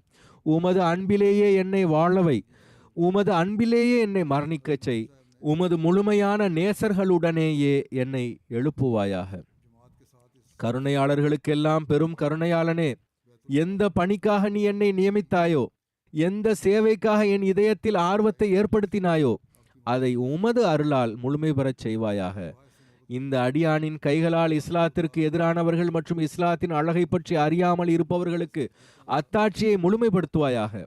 இந்த எளியவனையும் என்னை சார்ந்த அனைவரையும் உமது மன்னிப்பு மற்றும் கருணையின் நிழலில் அரவணைத்து மார்க்கம் மற்றும் உலகில் நீயே போதுமானவனாக இருப்பாயாக. அனைவரையும் உமது திருப்தியின் இல்லத்திற்கு கொண்டு சேர்ப்பாயாக. உமது தூதர் மற்றும் அவரது குடும்பத்தார் மீது மேலான சலவாத்துகளையும் அருட்களையும் பொழிவாயாக. நான் முழுமையான அந்த துவாவின் சில பகுதிகளை தற்போது படித்துள்ளேன். அநேகமாக நடுவில் விடுபட்டு இருக்கும். எவ்வாறு இருப்பினும் ஹசரத் முன்ஷி சாஹிப் அவர்கள் ஹசரத் வாக்களிக்கப்பட்ட மசீஹ் அலைஹிஸ்ஸலாம் அவர்களின் கட்டளை கிணங்க தன்னோடு சென்றவர்களோடு அந்த ஆண்டு ஹஜ்ஜின் சந்தர்ப்பத்தில் பைத்துல்லா மற்றும் அரஃபாத் ஆகிய இடங்களில் இந்த துவாவை செய்தார்கள். மேலும் எவ்வாறு அதனுடைய ஒவ்வொரு சொல்லும் அன்னாரினுடைய இறை அன்பால் நிரம்பி இருக்கிறது என்பதை நாம் காண்கிறோம். ஏக இறைவனின் மீதான நேசம் வெளிப்படுகின்றது. மேலும் அன்னாரின் இறைவன் மீதான அன்பு ஒவ்வொரு சொல்லிலும் தென்படுகிறது. ஹஜ்ரத் மஸீஹ் மவ்ஊத் அலைஹிஸ்ஸலாம் அவர்கள் கூறுகிறார்கள், இறைவனோடு அன்பு செலுத்துவதிலும் அவனுக்கு கீழ்ப்படிவதிலும் கடினமான தண்டனை வழங்கப்படும் என்று எனக்கு உறுதி அளிக்கப்பட்டால் என் இயற்கையான குணம் எப்படிப்பட்டது என்பதை நான் சத்தியம் செய்து கூறுகிறேன். அந்த துன்பங்களையும் சோதனைகளையும் மிகுந்த இன்பத்துடனும் ஆர்வத்துடனும் தாங்கிக் கொள்ள நான் தயாராக இருக்கின்றேன். தண்டனை மற்றும் துன்பம் கிடைப்பது உறுதி என்றாலும் கூட இறைவனுக்கு கீழ்ப்படியதிலிருந்து ஒரு அடி பின்வாங்குவதை ஆயிரக்கணக்கான மரணங்களை விடவும் பல சோதனைகளை விடவும் மேலானதாக கருதுவேன். பிறகு அன்னார் கூறினார்கள், எல்லாவற்றின் மீதும் வல்லமை உள்ள அவனுடைய ஓர் இறைவன் இருக்கிறான் என்பதை தற்போது வரை அறியாத மனிதன் எவ்வளவு துர்பாக்கியவாதியாக இருக்கின்றான். நமது சொர்க்கம் நமது இறைவனே. நமது பேரின்பங்கள் நம் இறைவனிடத்தே உள்ளன. ஏனெனில் நாம் அவனை கண்டோம், அழகனைத்தும் அவனிடத்தே கண்டோம். இந்த செல்வம் உயிரை கொடுத்தாயினும் பெறத்தக்கது, ஒருவர் தன்னை முற்றிலும் இழந்தாகிலும் பெறத்தக்கது இம்மாணிக்கம். இழப்பிற்குரியோரே, இந்த நீரூற்றின் பக்கம் விரைந்து வாருங்கள். இது உங்கள் தாகத்தை தணிக்கும், இது உங்களை காக்கும் உயிர் ஊற்றாகும். நான் என்ன செய்வேன்? இந்த செய்தியை உள்ளங்களில் எவ்வாறு உரையச் செய்வேன்? இதுதான் உங்கள் இறைவன் என்று மக்கள் கேட்கும் பொருட்டு தெருக்களிலே எந்த முரசை அறைந்து தெரிவிப்பேன்? மக்கள் கேட்கும் பொருட்டு அவர்கள் காதுகள் திறக்க என்ன மருத்துவம் செய்வேன்? உண்மையிலேயே நீங்கள் இறைவனுக்குரியவர்களாக ஆகிவிட்டால் அந்த இறைவன் உங்களுக்கே உரியவன் என்பதை உறுதியாக உணர்ந்து கொள்ளுங்கள். நீங்கள் உறங்கிக் கொண்டிருப்பீர்கள் என்றால் இறைவன் உங்களுக்காக விழித்திருப்பான். நீங்கள் எதிரியை அறியாதவர்களாக இருப்பீர்கள் என்றால் இறைவன் அவனை பார்த்து கொண்டிருப்பான். மேலும் அவனது திட்டங்களை முறியடிப்பான். உங்களுடைய இறைவனின் என்னென்ன வல்லமைகள் இருக்கின்றன என்பதை நீங்கள் இப்பொழுது வரை அறியாதவர்களாக இருக்கின்றீர்கள். நீங்கள் உலகிற்காக மிகுந்த கவலை கொள்ளக்கூடிய எந்த ஒரு நாளும் உங்கள் மீது வந்துவிட வேண்டாம். தன்னிடத்தில் ஒரு கருவூலத்தை கொண்டிருக்கக்கூடிய ஒரு மனிதர் ஒரு பைசா வீணா போனால் அதற்காக அழுகிறாரா, கதறுகிறாரா, மரணிக்கின்றாரா? அப்படி இருக்கும் பொழுது உங்களுடைய ஒவ்வொரு தேவையின் போதும் பயன் தரக்கூடிய அந்த கருவூலத்தை பற்றிய அறிவு உங்களுக்கு இருக்கும் என்றால் பிறகு உலகிற்காக ஏன் அவ்வாறு ஆகின்றீர்கள்? இறைவன் ஓர் அன்பிற்குரிய கருவூலமாவான். அதற்கு மதிப்பளியுங்கள். அப்பொழுது உங்களுடைய ஒவ்வொரு அடியிலும் அவன் உங்களுக்கு உதவியாளனாக இருப்பான். அவன் இல்லாமல் நீங்கள் ஒன்றுமே இல்லை. மேலும் உங்களுடைய காரணிகளும் திட்டங்களும் ஒரு பொருட்டே இல்லை. பிறகு இறைவனுடனான அன்பை வெளிப்படுத்தியவாறு மிகவும் அழகிய தொனியில் அன்னார் கூறினார்கள், என் இறைவனே, என் நண்பனே, என் நேசத்திற்குரிய எஜமானனே, என் அன்பிற்குரியவனே, என் நேசத்திற்குரியவனே, உலகம் என்னை காஃபிர் என்கின்றது. அதாவது தன்னை பற்றி கூறுகிறார்கள். நான் ஒரு காஃபிர் என்று அவர்கள் கூறுகிறார்கள். ஆனால் உன்னை தவிர எனக்கு பிரியமானவர் வேறு யார் இருக்க முடியும்? அவர்களுக்காக உன்னை விட்டுவிடுவதா? நான் காண்பது என்னவென்றால், எப்போது மக்கள் உலகை விட்டு கவனமற்றவர்களாக இருக்கின்றார்களோ, எனது நண்பர்களும் எதிரிகளுக்கும் நான் எந்த நிலையில் இருக்கிறேன் என்று அறியாத போது நீ என்னை எழுப்புகிறாய். மிகுந்த அன்போடு நேசத்தோடு கவலை கொள்ளாதே, நான் உன்னோடு இருக்கிறேன் என்று கூறுகிறாய். அப்படி இருக்கும் பொழுது எனது நண்பனே, இப்படிப்பட்ட பேருபகாரம் செய்த பிறகு நான் உன்னை விட்டு விடுவது என்பது எவ்வாறு சாத்தியமாகும்? ஒருபோதும் முடியாது, ஒருபோதும் முடியாது. ஹஜ்ரத் வாக்களிக்கப்பட்ட மஸீஹ் அலைஹிஸ்ஸலாம் அவர்கள் கூறுகிறார்கள், நான் அறிகின்ற அடையாளங்களை கணக்கிடுவது என்பது இயலாததாகும். நீ எனது இறைவனாவாய் என்பதை நான் அறிந்து கொள்கின்றேன். அன்னார் அல்லாஹ்வை நோக்கி கூறினார்கள், எனவே எனது ஆன்மா உனது பெயரால் எவ்வாறு துள்ளி குதிக்கிறது என்றால், ஒரு பாலருந்தும் குழந்தை தாயை கண்டவுடன் குதிப்பதை போன்று குதிக்கின்றது. ஆனால் பெரும்பாலார் என்னை அடையாளம் காணவில்லை, மேலும் ஏற்றுக்கொள்ளவில்லை. எனவே இந்த இறைநேசம் மற்றும் இறைவன் மீதான அன்புதான் ஹஜ்ரத் வாக்களிக்கப்பட்ட மஸீஹ் அலைஹிஸ்ஸலாம் அவர்களிடத்தில் தனது எஜமானரை பின்பற்றியதனால் உருவானதாகும். இதை உருவாக்குமாறு அன்னார் தன்னுடைய ஜமாத்திற்கும் அறிவுரை வழங்கியிருக்கின்றார்கள். அன்னார் கூறினார்கள், எல்லா வகையான தியாகங்களுக்கும் தயாராக இருங்கள். நீங்கள் அல்லாஹ்விற்காக தியாகம் செய்வீர்கள் என்றால், அவன் மீதான அன்பை வெளிப்படுத்துவீர்கள் என்றால், அவனுடைய உரிமைகளை செலுத்துவீர்கள் என்றால், பிறகு அல்லாஹ்வும் உங்களோடு அவ்வாறு அன்பு காட்டுவான். எல்லா எதிரிகளிடமிருந்தும் உங்களை பாதுகாப்பான். எல்லா துன்பங்களிலிருந்தும் உங்களை காப்பான். அவனுடைய திருப்திக்காக நீங்கள் என்ன பணி செய்தாலும் அல்லாஹ் அதில் எண்ணற்ற அருள்களை வழங்குவான். இவ்வுலகிலும் மறுமையிலும் அல்லாஹ் நம் அனைவரையும் அவ்வாறான இறை நேசர்களாக உருவாக்குவானாக. நேற்றிலிருந்து புத்தாண்டு தொடங்கியுள்ளது. மக்கள் ஒருவருக்கொருவர் வாழ்த்துக்களை தெரிவித்துக் கொண்டிருக்கிறார்கள். இந்த ஆண்டு நமக்கு எண்ணற்ற அருட்களை கொண்டு வரட்டும் என்று பிரார்த்தனை செய்யுங்கள். எதிரிகளின் சூழ்ச்சிகளை இறைவன் முறியடிக்கட்டும். சுதந்திர நாடுகளில் இருப்பவர்கள் புத்தாண்டை கொண்டாடுகிறார்கள். ஆனால் பாகிஸ்தான் மற்றும் பிற நாடுகளில் சிறையில் இருக்கும் நம் சகோதரர்களை நாம் நினைவில் கொள்ள வேண்டும். கடந்த நாட்களில் நான் கூறியது போன்று முபாரக் சானி சாஹிபிற்கு ஆயுள் தண்டனை வழங்கியுள்ளார்கள். அவர்கள் சிறையில் இருந்தாலும் புதிய ஆண்டில் இறைவனுக்கு நன்றி செலுத்தியவாறு நுழைகிறார்கள். அவர்கள் இறை திருப்திக்காக இரும்பு காப்புகளை அணிந்துள்ளார்கள். இறைவன் அவர்கள் விடுதலை பெற விரைவில் வழிவகை செய்யட்டும். நமக்கும் சிறை கைதிகளுக்கும் சிரமங்களில் இருக்கும் அந்த அனைத்து அகமதிகளுக்கும் இறை நேசம் பற்றிய புரிதல் இன்னும் அதிகரிக்கட்டுமாக. கஷ்டங்களின் காரணமாக இறைவன் மீதுள்ள அன்பு குறையாமல் முன்பை விட அதிகரிக்கட்டுமாக. அநீதிக்குள்ளானவர்களுக்காகவும் துவா செய்யுங்கள். அல்லாஹ் உலகின் அநீதிக்குள்ளான அனைவரையும் அநியாயக்காரர்களின் பிடியிலிருந்து விடுவிப்பானாக. உலகில் அமைதி நிலவட்டுமாக. தொழுகைக்கு பிறகு ஜனாசா காயிப் தொழுகையையும் தொலை வைப்பேன். 3 ஜனாசா காயிப் உள்ளன. முதல் ஜனாசா ரைஹானா பாஸ்மா சாஹிபா அவர்களுடையதாகும். அவர் சையத் அஹமத் நாசிர் சாஹிபின் மனைவி ஆவார்கள். அவர் கடந்த சில நாட்களுக்கு முன்பு 90 வயதில் காலமானார்கள். இன்னா லில்லாஹி வ இன்னா இலைஹி ராஜிஊன். அவர் இறை அருளால் ஒரு மூசியா ஆக இருந்தார்கள். அவர் ஹஜ்ரத் வாக்களிக்கப்பட்ட மஸீஹ் அலைஹிஸ்ஸலாம் அவர்களின் கொள்ளு பேத்தியும், ஹஜ்ரத் மிர்சா சுல்தான் அஹமத் சாஹிப் ரதியல்லாஹு தஆலா அன்ஹு அவர்களின் பேத்தி மற்றும் ஹஜ்ரத் மிர்சா அசீஸ் அஹமத் சாஹிப் ரதியல்லாஹு தஆலா அன்ஹு அவர்களின் மகளும் ஆவார்கள். மேலும் அவர் ஹஜ்ரத் மீர் இசாக் சாஹிப் ரதியல்லாஹு தஆலா அன்ஹு அவர்களின் மகள்வழி பேத்தி ஆவார்கள். திருமணத்திற்கு பிறகு அவர் தனது கணவருடன் கிழக்கு ஆப்பிரிக்காவின் கென்யாவிற்கு சென்றார். அங்கு அவர் லஜ்னா இமாயில்லாவின் பணிகளில் நீண்ட காலம் சேவை செய்தார். அவரின் 2 மகன்கள் வாழ்வை அர்ப்பணித்தவர்கள். சையத் தாஹிர் அஹமத் ரபுவாவினுடைய அஞ்சுமன் அஹ்மதியாவில் அடிஷனல் நாசர் இஷாத்தாக பணிபுரிகின்றார்கள்.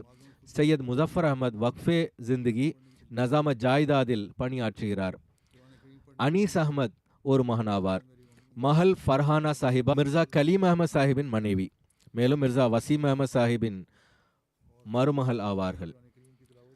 அவரது மகன் சையத் தாஹிர் அஹமத் கூறுகிறார், எனது தாயார் திருக்குரானுடன் மிகுந்த அன்பும் ஈடுபாடும் கொண்டிருந்தார். அவர் தவறாமல் குரானை ஓதுவார். ஹிலாஃபத் மீது அவருக்கு எல்லையற்ற அன்பும் விசுவாசமும் இருந்தது. இந்த கருத்தை அவர்களினுடைய அனைத்து குழந்தைகளும் எழுதியுள்ளார்கள். இதே விஷயங்களை அவர்கள் தன்னுடைய குழந்தைகள் இடத்திலும் உருவாக்கியுள்ளார்கள். அவர்களது மகன் அனீஸ் அஹமத் கூறுகிறார், அவர் மற்றவர்களின் மகிழ்ச்சியிலும் துன்பத்திலும் எப்போதும் பங்கெடுப்பார். சந்தா செலுத்துவதில் எங்களை எப்பொழுதும் ஊக்குவிப்பார். மேலும் செலுத்திவிட்டீர்களா இல்லையா என்று விசாரிப்பார். நஃபில் நோன்பு வைப்பதிலும் கவனம் ஊட்டுவார்கள். அவரது மகள் ஃபர்ஹானா ஃபௌசியா கூறுகிறார்கள், சிறு வயதிலிருந்தே என் தாயார் தஹஜ்ஜுத் தொழுகையில் உறுதியாக இருந்ததை நான் பார்த்திருக்கின்றேன். தானும் தொழுகையை பேணுவார். எங்களையும் சரியான நேரத்தில் தொழச் சொல்வார்.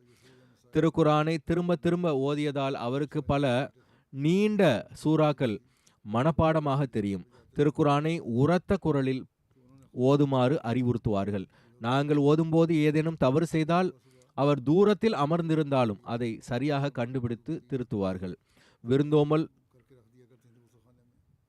செய்யும் பண்பு அதிகம் கொண்டவர். முந்தைய காலங்களில் வசதிகள் குறைவாக இருந்தபோது குளிர்காலத்தில் விருந்தினர்களுக்கு ஒளி செய்வதற்கு அதிகாலையிலேயே எழுந்து தண்ணீரை சூடுபடுத்தி வைப்பார். 4வது ஹலிஃபத்துல் மசீஹ் ரஹிமஹுல்லா அவர்களுக்கு அவரது கணவர் சையத் அஹமத், அதாவது டாக்டர் மீர் இஸ்மாயில் சாஹிப் அவர்களினுடைய மகன் சையத் அஹமத் உடன் நட்பு இருந்தது. அவர்களுடைய வீட்டிற்கு எப்பொழுதாவது பயணத்தில் சென்றால், இதை ஹஜ்ரத் 4வது ஹலிஃபத்துல் மசீஹ் ரஹிமஹுல்லா அவர்களே குறிப்பிட்டுள்ளார்கள், அதிகாலையிலேயே எழுந்து எனக்காக வெந்நீர் தயார் செய்து வைத்திருப்பார்கள். ஒரு நாள் அவர்களுக்கு சிரமம் கொடுக்கக்கூடாது, நானே விரைவில் எழுந்து வெந்நீர் கொதிக்க வைத்துக் கொள்வேன் என எண்ணினேன். ஆனால் கூறுகிறார்கள், நான் என் தரப்பிலிருந்து மிக விரைவாகவே எழுந்தேன். ஆனால் அதற்கு முன்பாகவே நான் என்ன கண்டேன் என்றால், அங்கு வெந்நீர் வைக்கப்பட்டிருந்தது. அவர் வாழ்க்கையில் பல பொருளாதார சிரமங்களை சந்தித்தாலும் மிகுந்த கண்ணியத்துடனும் பொறுமையுடனும் தனது இல்லத்தை பராமரித்தார். ஆரம்பத்தில் கென்யாவில் இருந்த அவர், நான் கூறியது போன்று 3வது ஹலிஃபத்துல் மசீஹ் ரஹிமஹுல்லா அவர்களின் அறிவுறுத்தலின்படி பாகிஸ்தானுக்கு திரும்பினார். இங்கு வந்த பிறகு நிலைமை முன்பு போல் இல்லை. ஆனால் அவர் அனைத்தையும் மிகுந்த மகிழ்ச்சியுடனும் பொறுமையுடனும் தாங்கிக் கொண்டார். அவருடைய சகோதரி அத்தீகா ஃபர்சானா கூறுகிறார், அவருக்கு ஜமாத்திற்கான தன்மானம் அதிகமாக இருந்தது. ஜமாத்திற்கு எதிராக எதையும் கேட்பதை அவர் விரும்பியதில்லை. இதேபோல் மற்றொரு மூத்த சகோதரி துர்ஷஹ்வார் கூறுகிறார், அவர் அலாரம் இல்லாமலேயே தஹஜ்ஜுத் தொழுகைக்கு எழும் பழக்கம் கொண்டவர். எனது 5 மகள்களை நினைத்து நான் கவலைப்படும் போது, கவலைப்படாதீர்கள், அல்லாஹ் அவர்களின் காரியங்களை சிறப்பாக முடித்து வைப்பான் என்று கூறுவார். பின்னர் அல்லாஹ் உண்மையிலேயே அவர்களுக்கு நல்ல வரன்களை கொடுத்தான். அவர் மிகவும் பொறுமையாளராகவும் நன்றியுள்ளவராகவும் தைரியமிக்கவராகவும் இருந்தார். அல்லாஹ் அவருக்கு மன்னிப்பையும் அருளையும் வழங்குவானாக. அடுத்ததாக லைபீரியாவின் முன்னாள் நேஷனல் சதர் லஜ்னாவாக இருந்த இஃபத் ஹலீம் சாஹிபா அவர்களை பற்றியதாகும். அவர் doctor Abdul Halim Sahib, clinic incharge, லைபீரியாவினுடைய மனைவி ஆவார். அவர் உடல்நிலை சரியாமல் சிகிச்சைக்காக ஹாலந்து சென்றிருந்த போது டிசம்பர் 21 அன்று தனது 59வது வயதில் காலமானார். இன்னா லில்லாஹி வ இன்னா இலைஹி ராஜிஊன். அல்லாஹ்வின் அருளால் அவர் தனது சொத்தில் 3இல் 1 பங்கை வசியத் செய்திருந்தார். அவர்களின் குடும்பத்தில் அவரது கொள்ளு தாத்தா மதிப்பிற்குரிய முகமது அலி சாஹிப் மூலம் அஹ்மதியத் வந்தது. அவர் 2வது ஹலிஃபத்துல் மசீஹ் ரலியல்லாஹு தஆலா அன்ஹு அவர்களிடம் பையத் செய்திருந்தார். 2004இல் அவர் தனது கணவருடன் லைபீரியா சென்றார். அவர் 21 ஆண்டுகள் லைபீரியாவில் கழித்தார். அந்த நேரத்தில் அவர் லஜ்னா இமாயில்லாவினுடைய சதராகவும் பணியாற்றினார். 2-3 சந்தர்ப்பங்களில் அவருக்கு சேவை செய்யும் வாய்ப்பு கிடைத்தது. மரணத்தின் போதும் அவர் சதர் லஜ்னாவாக தொண்டாற்றும் நற்பேறு பெற்று வந்தார். அவர் தஹஜ்ஜுத் தொழுகையை தவறாமல் கடைபிடிப்பவர், நோன்பு நோற்பவர், திருக்குரான் ஓதுபவர் மற்றும் ஹிலாஃபத்தின் மீது அளவற்ற அன்பு மற்றும் பற்று கொண்டவர். தனது பொறுப்புகளை மிகுந்த நேர்மையுடன் நிறைவேற்றினார். பொருள் தியாகங்களில் முன்னின்று பங்கேற்பார். தர்மம் செய்வதில் தாராளமாக இருந்தார். விருந்தோம்பல், சகஜமாக பழகுதல், நற்பண்பு மற்றும் மனிதநேய சேவை ஆகியவற்றில் அவர் சிறந்து விளங்கினார். அவர் ஒரு மிகச்சிறந்த பெண்மணி. குரானை தானாகவே ஓதுவது மட்டுமின்றி லஜ்னா அமைப்பிற்காக சில வகுப்புகளை ஏற்பாடு செய்து குழந்தைகளுக்கு கற்பித்தார். பிறகு அவர்களுக்கு ஆமீன் நிகழ்ச்சிகளையும் நடத்தி வைத்தார்கள். விருந்தோம்பல் அவர்களினுடைய உயரிய பண்பாக இருந்தது. அவர் ஓரிரு நாட்களுக்கு மட்டும் விருந்தினர்களை உபசரிப்பதில்லை, மாறாக பல நாட்களுக்கு அவர்கள் தங்கியிருந்தாலும் மகிழ்ச்சியுடன் கவனித்துக் கொள்வார்கள். குறிப்பாக ரமலான் மாதத்தில் சஹர் மற்றும் இஃப்தார் நேரங்களில் மற்றவர்களுக்கு தேவையான ஏற்பாடுகளை மிகுந்த அக்கறையுடன் செய்வார்கள். அவரை அறிந்த ஒவ்வொருவரும் இந்த நற்பண்பை பெருமையுடன் குறிப்பிட்டுகின்றார்கள். ஒரு ஹல்காவினுடைய சதர் லஜ்னா ஆரிஃபா சாஹிபா கூறுகிறார், அவர் தொழுகையில் மிகுந்த பேணுதலுடன் இருந்தார். அவர்களின் வீட்டிற்கு செல்லும் சந்தர்ப்பம் கிடைத்த போதெல்லாம் நான் பார்த்திருக்கிறேன். தொழுகை நேரம் வந்தவுடன் முதலில் தொழுவோம், பிறகு மற்ற வேலைகளை பார்ப்போம் என்று கூறுவார். வேலையை முடித்துவிட்டு தொழலாம் என்று ஒருபோதும் சொல்ல மாட்டார். அதேபோல் அங்கிருந்த முபல்லிக் ஃபருஹ் ஷபீர் சாஹிப் கூறுகிறார், இஃபத் ஹலீம் சாஹிபாவை சில வார்த்தைகளில் விவரிக்க வேண்டுமானால் அவர் லைபீரியாவில் அஹ்மதியத்தின் உண்மை முகமாக திகழ்ந்தார் என்று சொல்லலாம். அங்கிருக்கும் உள்ளூர் லைபீரியன் முபல்லிக் மதிப்பிற்குரிய மோமோ கரோமா சாஹிப் அவரும் இதே போன்று கூறுகிறார், பல்வேறு சந்தர்ப்பங்களில் அவரை சந்தித்து பேசும் வாய்ப்பு எனக்கு கிடைத்தது. ஒவ்வொரு முறையும் நான் ஒரு தாயுடன் பேசுவது போன்ற உணர்வையே பெற்றேன். அவர் தனது குழந்தைகளின் எதிர்காலத்தை பற்றி பேசுவது போலவே எங்களிடம் பேசுவார். அன்பிற்கு எல்லையே இல்லை. அவர்களுக்கு சொந்த குழந்தைகள் இல்லை. பின்விட்டு சென்றவர்களில் கணவர் மட்டுமே உள்ளார். இது தவிர அவர்கள் 2 குழந்தைகளை தத்தெடுத்தார்கள். ஒருவர் கணவரினுடைய சகோதரரின் மகள். அவள் தற்போது வளர்க்கப்பட்டு வருகிறார். அவர்களுக்கு 14 வயது. மற்றவர் ஒரு லைபீரிய சிறுவன், அஹ்மத் மஸ்ரூர் சிங் பா. அவரையும் சிறுவயதிலேயே தத்தெடுத்து தங்கள் சொந்த பிள்ளையை போன்றே கல்வி புகட்டி வளர்த்தனர். தற்போது அவர் ஜாமியா அஹ்மதியா இன்டர்நேஷனல் கானாவில் 5ஆம் ஆண்டு மாணவராக உள்ளார். அல்லாஹ் இந்த குழந்தைகளுக்கான அன்னாரின் துவாக்களை ஏற்றுக்கொள்வானாக. அவர்களுக்கு மன்னிப்பையும் கருணையையும் வழங்குவானாக. 3வது குறிப்பு, எகிப்தினுடைய ஜமாத் தலைவர் மதிப்பிற்குரிய அப்துல் அலீம் அல் பர்பரி அவர்கள். இவரும் கடந்த சில நாட்களுக்கு முன்பு 64 வயதில் காலமானார்கள். இன்னா லில்லாஹி வ இன்னா இலைஹி ராஜிஊன். அன்னார் ஒரு சிறந்த அர்ப்பணிப்புள்ள மற்றும் விசுவாசமிக்க அஹ்மதியாக இருந்தார். அவருக்கு ஒரு மனைவியும் ஒரு மகளும் உள்ளனர். அவரது மனைவி அல்லாஹ்வின் அருளால் அஹ்மதி ஆவார். அவர் எழுதும்போது கூறுகிறார், தன் கணவர் அல்லாஹ்வின் மீது வைத்திருந்த அன்பு அவர் படைக்கப்பட்டதே அதற்காகத்தான் என்பது போல் இருந்தது. அவர் மிகவும் நற்பண்புகள் கொண்ட மனிதராக இருந்தார். யாரிடமும் ஒருபோதும் கடுமையாக பேசியதில்லை. அவர்களுடனான 31 ஆண்டுகால திருமண வாழ்க்கையில் அவர் ஒருபோதும் எனக்கு எந்த துன்பத்தையும் கொடுத்ததில்லை. மாறாக அவர் ஒரு சிறந்த மற்றும் நேர்மையான கணவராக இருந்தார் என்று கூறுகிறார். அவரது மகள் 2008 MTA அல் அரேபியாவை பார்த்த பிறகு பையத் செய்தார். மகள் மட்டுமல்ல, அப்துல் அலீம் சாஹிப் அவர்களும் அவரது மகளும் 2008 MTA அல் அரேபியாவை பார்த்தே பையத் செய்தனர். மனைவி கூறுகிறார், நான் ஆரம்பத்தில் கடுமையாக எதிர்த்தேன் என்றும் அவர்களுக்காக பல சிக்கல்களை உருவாக்கினேன் என்றும் உறவினர்களை திரட்டி அவர்களை எதிர்க்கச் செய்தேன் என்றும் அவரது மனைவி எழுதுகிறார். ஆனால் தந்தை மற்றும் மகள் இருவரும் பொறுமையை கடைபிடித்தனர். மனைவி கூறுகிறார், ஒரு நாள் கணவர் சத்தமாக அழுது துவா செய்து கொண்டிருந்ததை கேட்டேன். அவர் என்ன துவா செய்தார் என்றால், யா அல்லாஹ், என் மனைவிக்கு நேர்வழி காட்டு அல்லது என்னை அவரிடமிருந்து வெகு தூரம் அழைத்து சென்று விடு என்று வேண்டினார். இந்த துவா என்னை பெரிதும் பாதித்தது. ஆனால் நான் அதை அவர்களிடம் சொல்லாமல் தொடர்ந்து துவா செய்து வந்தேன். இறுதியாக ஒரு மாதத்திற்கு பிறகு அல்லாஹ்வின் அருளால் என் இதயம் தெளிவு பெற்று எனக்கும் பையத் செய்யும் பாக்கியம் கிடைத்தது. எங்களுக்கு வழிகாட்டல் கிடைக்கவில்லை என்று சிலர் கூறுகின்றனர். நேர்மையான எண்ணத்துடன் வழிகாட்டலை தேடுபவர்களுக்கு அல்லாஹ் நிச்சயமாக வழிகாட்டுகின்றான். பையத் செய்த பிறகு அவரது சகோதரர்கள் கடுமையாக எதிர்த்தனர். ஆனால் அவர் தனது ஈமானில் நம்பிக்கையில் உறுதியாக இருந்தார். அவர்களை அஹ்மதியா கொள்கையிலிருந்து திசை திருப்புவதற்காக அவர்களின் சகோதரர்கள் ஒரு பிரபலமான மௌலவியை அழைத்தனர். ஆனால் அந்த மௌலவி தோல்வியடைந்தார். ஏனெனில் மசீமோத் அலைஹிஸ்ஸலாம் அவர்களின் உண்மை தன்மை எனக்கு மிக தெளிவாக தெரிந்துவிட்டது என்றும் அது என் இதயத்தில் ஆழமாக பதிந்து விட்டது என்றும் என்னால் இனி என் நம்பிக்கையிலிருந்து மாற முடியாது என்றும் அவரது கணவர் அந்த மௌலவிகளிடம் மிக அழகாக பதிலளித்தார். ஏனெனில் ஹஜ்ரத் மசீமோத் அலைஹிஸ்ஸலாம் அவர்கள் மூலமாக எனக்கு இறை ஞானம் கிடைத்துள்ளது. அதை என் நிலையிலும் என்னால் துறக்க இயலாது. இது அல்லாஹ்வின் அன்பின் வெளிப்பாடாகும். ஹஜ்ரத் மசீமோத் அலைஹிஸ்ஸலாம் அவர்கள் மக்களின் இதயங்களில் எவ்வாறு அன்பை உருவாக்கி உள்ளார்கள் என்பதை பாருங்கள். இறை வணக்கங்கள் செய்வதற்காக அவர் மிகுந்த சிரமங்களை மேற்கொண்டார். 11 ஆண்டுகள் நோய்வாய்ப்பட்டிருந்த போதிலும் அவர் எப்பொழுதும் பொறுமையுடனும் திருப்தியுடனும் இருந்தார் என்று அவரது மனைவி கூறுகிறார். யார் அல்லாஹ்வை சந்திக்க விரும்புகிறாரோ அல்லாஹும் அவரை சந்திக்க விரும்புகிறான் என்று அவர் அடிக்கடி கூறுவார்.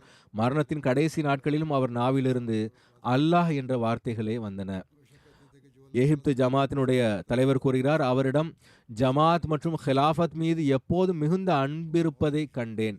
சிலர் அவரை தவறான வழியில் நடத்த முயன்றனர். ஆனால் அவர் தனது பையத் உடன்படிக்கையில் உறுதியாகவும் உண்மையுடனும் இருந்தார். கிராமத்தைச் சேர்ந்த நூற்றுக்கணக்கான அஹ்மதி அல்லாதவர்கள் அஹ்மதிகளுடன் சேர்ந்து அன்னாரின் ஜனாசா தொழுகையை நிறைவேற்றினார்கள். அவருடைய மகன் அஹ்மதி அல்லாதவர். ஆனால் அவர் தனது இறுதி தொழுகையை, அதாவது ஜனாசா தொழுகையை அஹ்மதி ஒருவர்தான் நடத்த வேண்டும் என்று மகனுக்கு அறிவுரை வழங்கியிருந்தார். அதன்படி சதர் சாஹிப் அவர்கள்தான் அஹ்மதி அல்லாதவர்களினுடைய பள்ளி வாயிலுக்கு சென்று ஜனாசா தொழுகை நடத்தினார்கள். அஹ்மதி அல்லாதவர்களும் அதில் கலந்து கொண்டார்கள். நான் ஏற்கனவே கூறியது போல் அவருடைய மகன் அகமதி அல்ல, ஆனால் அவர் நற்பண்புகளை கொண்டவர் மற்றும் ஜமாத்தை பற்றி ஆராய்ச்சியும் செய்து வருகிறார். அல்லாஹ் அவருக்கு மன்னிப்பையும் கருணையையும் வழங்கட்டும்.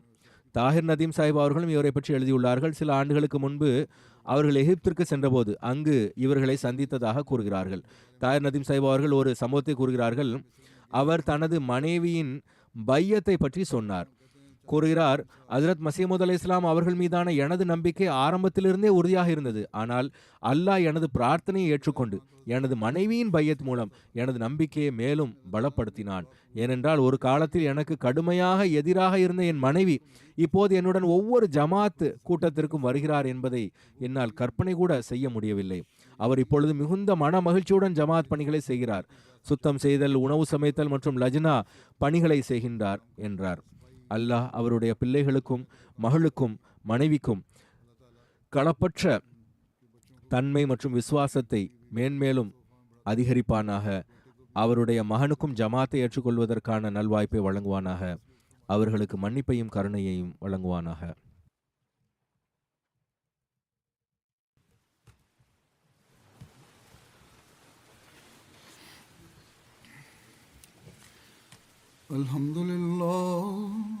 Alhamdulillah nahmaduhu wa nasta'inuhu wa nastaghfiruhu wa nu'minu bihi wa natawakkalu alayhi wa na'udhu billahi min shururi anfusina wa min sayyiati a'malina.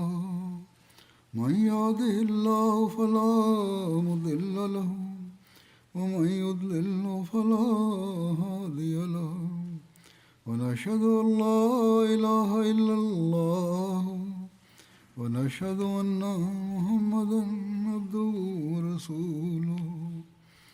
عباد الله رحمكم الله إن الله يأمر بالعدل والإحسان وإيتاء ذي القربى وينهى عن الفحشاء والمنكر والبغي يعظكم لعلكم تذكرون. اذكروا الله يذكركم وادعوه يستجب لكم ولذكر الله أكبر.